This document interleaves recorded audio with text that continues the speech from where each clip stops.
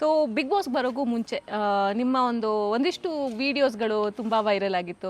Okay, ಆ್ಯಕ್ಟಿಂಗನ್ನು ಬಿಟ್ಟು ಮತ್ತೆ ಗಾರೆ ಕೆಲಸಕ್ಕೆ ಚಂದ್ರಪ್ರಭಾ ಅವರು ಹೋದರು, ಅವಕಾಶಗಳಿಲ್ಲದೆ ಗಾರೆ ಕೆಲಸಕ್ಕೆ ಹೋದರು. ಒಂದಿಷ್ಟು ವಿಡಿಯೋಗಳು ಬರೋದಕ್ಕೆ, ನ್ಯೂಸ್ಗಳು ಬರೋದಕ್ಕೆ ಸ್ಟಾರ್ಟ್ ಆಗುತ್ತೆ. ಸೊ ನೀವು ಆ್ಯಕ್ಟಿಂಗ್ ಬರೋಕ್ಕೂ ಮುಂಚೆ ಕೂಡ ಮಾಡ್ತಾ ಇದ್ದಂತಹ ಕೆಲಸ ಅದು.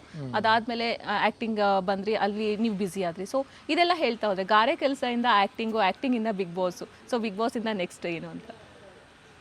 ಈಗ ಅದೇನಾಗ್ಬಿಡ್ತು, ಫಸ್ಟ್ ನಮ್ಮ ತಂದೆ ಗಾರೆ ಕೆಲಸ ಮಾಡ್ತಾ ಇರೋದ್ರಿಂದ ಅವ್ರ ಜೊತೆ ಒಂದಷ್ಟು ಹೋಗ್ತಾಯಿದ್ದೆ ಗಾರೆ ಕೆಲಸಕ್ಕೆ. ಅದು ಮಾಡ್ತಿದ್ದೆ ನಿಜ. ಬಟ್ ಈಗ ಒಂದು ಸ್ವಲ್ಪ ದಿನ ಏನೋ ಒಂದು ಸ್ವಲ್ಪ ಸಮಸ್ಯೆ ಆಗಿದೆ, ನಾವು ಹೋಗಿದ್ದೀನಿ ನಿಜ.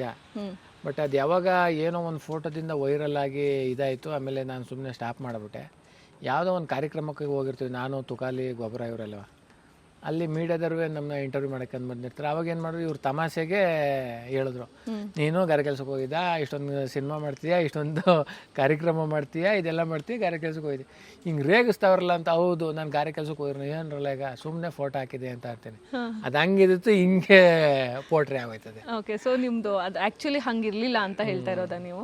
ಓಕೆ, ಇಲ್ಲ, ಗಾರೆ ಕೆಲ್ಸಕ್ಕೆ ಹೋಗಿದ್ದು ನಿಜ. ಇವರು ರೇಗಿಸ್ತಾರಲ್ಲ ಅಂದ್ಬಿಟ್ಟು, ಇಲ್ಲ ನಾನು ಗಾರೆ ಕೆಲಸ ಮಾಡಿಲ್ಲ ಬಿಡ್ರಪ್ಪ, ಸುಮ್ಮನೆ ಏನೋ ರೀಲ್ಸ್ಗೋಸ್ಕರ ಒಂದು ಫೋಟೋ ಹಾಕೊಂಡಿದೆ ಅಂತ ಅಂತೀನಿ. ಅವಾಗ ಏನಾಗ್ಬಿಡ್ತದೆ, ಅದು ಹಂಗೆ ಹೊಂಟೋಗ್ಬಿಡ್ತದೆ, ಓ ಚಂದ್ರಪ್ರಭಾ ಹಿಂಗೆ ತಮಾಷೆಗೆ ಹಾಕೊಂಡಿದ್ರಂತೆ ಅಂತ. ಅದಕ್ಕೆ ಏನು ಮಾಡಿದ್ರು ಅದು ಒಂದೊಂದ್ಸಲ ಹಂಗೆ ಆಗ್ತದೆ, ಏನು ಮಾಡೋಕ್ಕಾಗೋದಿಲ್ಲ.